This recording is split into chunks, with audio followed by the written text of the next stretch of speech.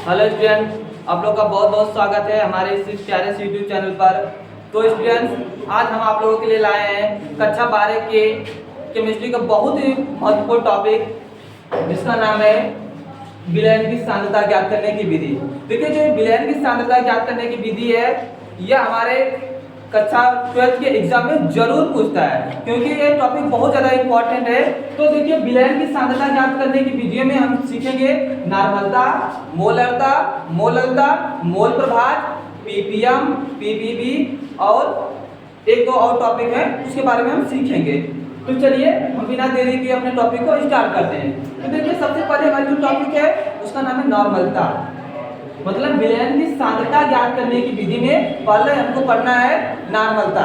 तो देखिए, नॉर्मलता को इंग्लिश में नॉर्मेलिटी कहते हैं। तो नॉर्मलता क्या होती है, इसकी डेफिनेशन क्या होती है, आइए हम नॉर्मलता को आप लोग को एक तरीके से नहीं, तीन तरीके से नॉर्मलता को ज्ञात करने के तरीके बताएंगे। तो चलिए देखिए, उसे नॉर्मलता की परिभाषा क्या होती है। देखिए, जो नॉर्मलता की परिभाषा होती है वो कहता है किसी विलयन के 1 लीटर आयतन में उपस्थित, किसी विलयन के 1 लीटर आयतन उपस्थित विलेय पदार्थों की ग्राम तुल्यांकों में मात्रा उस विलयन की नॉर्मलता कहलाती है। फिर से सुनिए एक बार, किसी विलयन के 1 लीटर आयतन में उपस्थित विलेय पदार्थों की ग्राम तुल्यांकों में मात्रा उस विलयन की नॉर्मलता कहलाती है। यह नॉर्मलता की पहली परिभाषा है। चलिए हम इस परिभाषा को लिख लेते हैं। तो इसकी परिभाषा क्या है, किसी विलयन के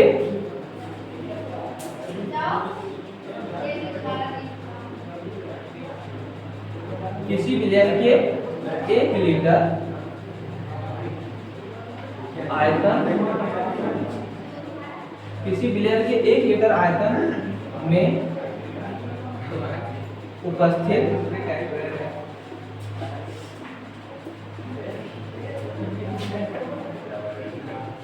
विलेय पदार्थों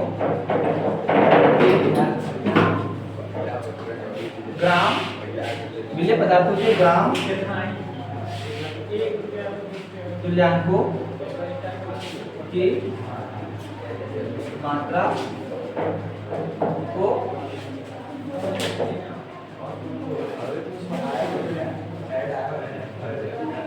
उस विलयन की नॉर्मलता। देखिए, ये है नॉर्मलता की परिभाषा, मतलब किसी विलयन के 1 लीटर आयतन में उपस्थित विलेय पदार्थों के ग्राम तुल्यांकों की मात्रा को उस विलयन की नॉर्मलता कहते हैं। चलिए इसका हम समीकरण के थ्रू देख लेते हैं कैसे लिखेंगे। देखिए, नॉर्मलता को कैपिटल एन से रिप्रेजेंट करते हैं या कैपिटल एन से दिखाते हैं। ये नॉर्मलता को कैपिटल एन से दिखाते हैं। ये सब बेसिक पॉइंट थे। अब हम देखते हैं इसका समीकरण।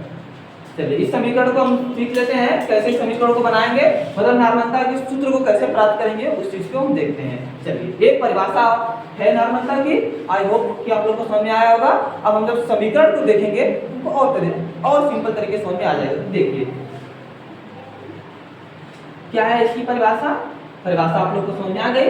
अब देखिए इसका सूत्र क्या, अभी मैं बताया नॉर्मलता को एन से दिखाते हैं, नॉर्मलता को एन से दिखाते हैं। देखिए आपके जो क्या परिभाषा थी उसमें ये बताया कि किसी विलयन के 1 लीटर आयतन उपस्थित, मतलब किसी विलयन के 1 लीटर आयतन उपस्थित, किसी विलयन के 1 लीटर आयतन उपस्थित विलेय पदार्थों की, देखिए विलेय पदार्थ क्या रहेगा हमारा ऊपर, विलेय पदार्थों की ग्राम तुल्यांकों मात्रा, ग्राम को यहाँ पर जीएम लिख रहे हैं, विलेय पदार्थों की ग्राम तुल्यांकों में मात्रा, विलेय पदार्थों की ग्राम तुल्यांकों में क्या है, जो इसकी मात्रा है। किसी विलयन के 1 लीटर आयतन उपस्थित विलेय पदार्थों की ग्राम तुल्यांकों में मात्रा उस विलयन की नॉर्मलता कहलाती है। देखिए जो ग्राम तुल्यांकों की मात्रा है वह नीचे रहेगी। चलिए इसको हम और छोटा कर लेते हैं, तो नॉर्मलता बराबर n बराबर, देखिए ऊपर हो जाएगा विलेय पदार्थों की मात्रा, ऊपर बचेगा विलेय पदार्थों की, देखिए जो विलेय पदार्थ है वो ग्राम में रहना चाहिए, विलेय पदार्थों की ग्रामों में मात्रा बटा, देखिए जो हमारे विलयन का आयतन है वो लीटर में है, और नीचे क्या आएगा, ये जो तुल्यांकों की मात्रा है वो नीचे आ जाएगी। तो विलेय पदार्थों की ग्रामों में मात्रा बटे तुल्यांकी भार। देखिए हम समीकरणों को बनाना सीख रहे हैं कि नॉर्मलता के समीकरण को, इसके सूत्र को हम कैसे प्राप्त करते हैं। चलिए, तुल्यांकों की मात्रा गुणे आयतन किसमें हो जाएगा, आयतन लीटर में। यह है नॉर्मलता की पहला समीकरण, पहले इसकी परिभाषा के थ्रू, पहली परिभाषा के थ्रू अभी हमने क्या किया है, इसके सूत्र को प्राप्त किया है। मतलब नॉर्मलता n बराबर विलेय पदार्थों की ग्रामों में मात्रा बटे तुल्यांकी भार गुणे आयतन लीटर में। ये तो इसका पहला हो गया, इसका पहला सूत्र हो गया। देखिए मैं बताया आप लोगों से कि मैं आप लोगों को नॉर्मलता के विषय में 3 तरीके से नॉर्मलता को कैसे ज्ञात करेंगे, 3 तरीके से बताऊंगा। तो इसमें यह पहला तरीका है, आप लोग इसे नोट कर सकते हैं या स्क्रीनशॉट के माध्यम से इसकी स्क्रीनशॉट ले सकते हैं। अब देखिए इसको अभिरेस करते हैं, दूसरा तरीका देखते हैं कि नॉर्मलता की दूसरा तरीका कैसे ज्ञात करेंगे। ये तो पहला तरीका था, अभी इस पे हम क्वेश्चन करेंगे तो हमारा सब कंफ्यूजन दूर हो जाएगा। चलिए नॉर्मलता की दूसरी परिभाषा देख लेते हैं, उसमें क्या है। देखिए जो नॉर्मलता की दूसरी परिभाषा होती है, हम लोग जानते हैं नॉर्मलता को हम n से दिखाते हैं। देखिए नॉर्मलता की दूसरी परिभाषा है कि नॉर्मलता बराबर सांद्रता बटा तुल्यांकी भार।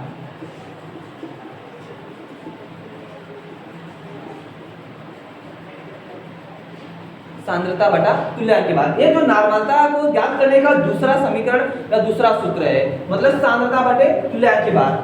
देखिए ये कौन सी सांद्रता है, आप लोग जरूर पढ़े होंगे या जानते होंगे कि मतलब विलयन की ग्राम प्रति लीटर में सांद्रता, विलयन की ग्राम प्रति लीटर में सांद्रता क्या होती है कि देखिए ये जो सांद्रता है वो ग्राम प्रति लीटर वाली सांद्रता है। इसका क्या सूत्र होता है, थोड़ा सा देख लीजिए। किसी विलयन के 1 लीटर आयतन में उपस्थित विलेय पदार्थों की, देखिए सुनिए, किसी विलयन के 1 लीटर आयतन उपस्थित विलेय पदार्थों की ग्रामों मात्रा उस विलयन की ग्राम प्रति लीटर में सांद्रता कहलाती है। मतलब जो विलयन की ग्राम प्रति लीटर में सांद्रता है, क्या उसका सूत्र है, ग्राम प्रति लीटर में जो विलयन की सांद्रता का सूत्र होता है वो यह होता है कि किसी विलयन के 1 लीटर आयतन उपस्थित, किसी विलयन के 1 लीटर आयतन में उपस्थित विलेय पदार्थों के ग्रामों में मात्रा, विलेय पदार्थों के ग्रामों मात्रा, तो किसी विलयन के 1 लीटर आयतन में उपस्थित विलेय पदार्थों की ग्रामों मात्रा उस विलयन की ग्राम प्रति लीटर में सांद्रता कहलाती है। तो जो नॉर्मलता ज्ञात करने का जो दूसरा तरीका है वह है कि सांद्रता बटा तुल्यांकी भार। अब पता चला है सांद्रता कौन सी होगी, ग्राम प्रति लीटर में सांद्रता, यह वो वाली सांद्रता है। और तुल्यांकी भार तीसरा जो हमको सीखना है कि तुल्यांकी भार को हम कैसे ज्ञात करते हैं, इसको भी आना चाहिए। जब तक हम तुल्यांकी भार के बारे में नहीं जानेंगे तब तक हम नॉर्मलता को नहीं ज्ञात कर सकते हैं। तो तुल्यांकी भार बराबर, ये भी देखिए आप लोग जानते होंगे या नहीं जानते हो तो ध्यान से देखिए, तुल्यांकी भार को कैसे ज्ञात कर सकते हैं। तुल्यांकी भार बराबर होता है अनुभार बटे संयोजकता। यह होता है तुल्यांकी भार बराबर, मतलब तुल्यांकी भार बराबर होता है जो आपके क्वेश्चन में कंपाउंड दिया रहेगा, जो भी यौगिक दिया रहेगा उसका अनुभार रखेंगे और क्या करेंगे, संयोजकता से भाग कर देंगे, तो हमको क्या प्राप्त होगा, तुल्यांकी भार। आई होप कि आप लोगों को ये बात समझ में आई होगी। और अभी इसके एक एक क्वेश्चन को देखते हैं, आप लोग देखिए।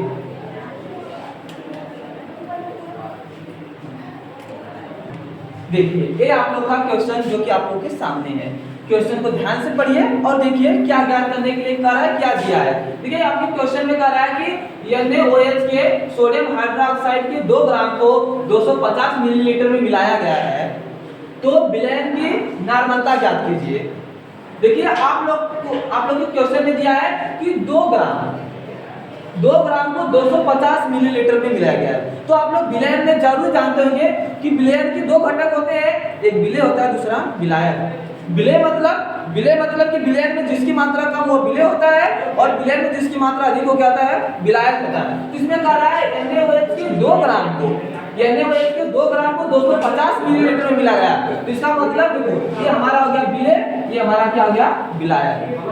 तो हम लिख लेते हैं, इसको सॉल्व करते हैं। देखिए क्या दिया उसे लिख लेते हैं। पहला क्वेश्चन दिया है कि विलय पदार्थ की मतलब विलय पदार्थों की GM मतलब ग्राम में मात्रा। विलय पदार्थों की ग्रामों मात्रा कितना दिया है, 2 ग्राम। अच्छा, और जो विलायक का जो आयतन दिया है, जो विलायक का मान है, जो विलायक का मान कितना दिया आपके विलायक का मान दिया है 250 मिलीलीटर। हमसे क्या रहा है, नार्मलता ज्ञात करने के लिए। अभी हमने नार्मलता के 2 सूत्रों पे पढ़ा, उसमें पहला सूत्र यहाँ पर लागू होगा। नार्मलता n बराबर अभी हम लोगों ने पढ़ा कि विलय पदार्थों की ग्रामों मात्रा बटे तुल्यांकी भार गुणे आयतन लीटर में। नोट कर लीजिए, विलय पदार्थों की ग्रामों मात्रा कितना दिया है, 2 ग्राम। अब यहाँ पर बात है कि तुल्यांकी भार किसका निकालेंगे, तुल्यांकी भार गुणे आप लोग जानते हैं आयतन किसमें दिया। देखिए जो मैं अभी सूत्र बताया आप लोगों को कि विलय पदार्थों का आयतन लीटर में है, लेकिन यहाँ पर आपका आयतन 250 मिलीलीटर दिया है। तो क्या करेंगे, अब 250 मिलीलीटर को, इस 250 मिलीलीटर को हम किसमें बदल देंगे, लीटर में।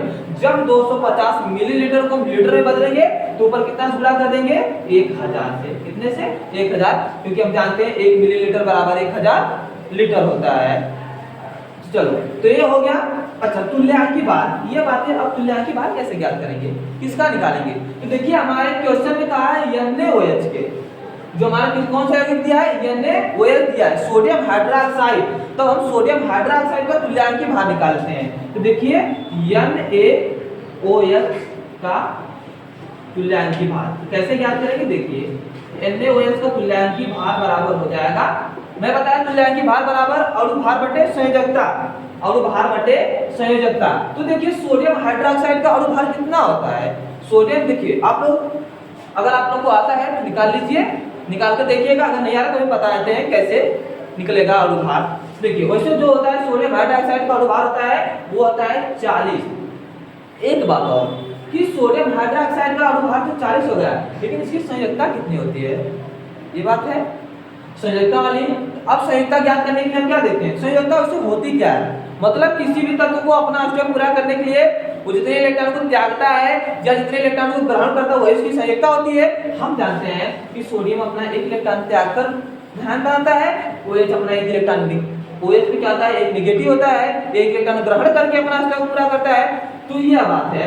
तो सोडियम हाइड्रोक्साइड की जो संयोजकता होती है वो 1 होती है। मैं आप लोग को लिखवा दूंगा कि इनकी संयोजकता कितना होता है, इस चीज के बारे में आप लोग को बता देंगे, ठीक है। सोडियम हाइड्रोक्साइड की संयोजकता होती है 1। जब इसे हम डिवाइड करेंगे तो हमारा 40 आ जाएगा, 40 आ जाएगा। अब हमको पता चला कि तुल्यांकी भार कैसे ज्ञात करेंगे, तुल्यांकी भार पता चला, अब मान रख देते हैं। क्या हो जाएगा, नॉर्मलता n बराबर 2 ग्राम।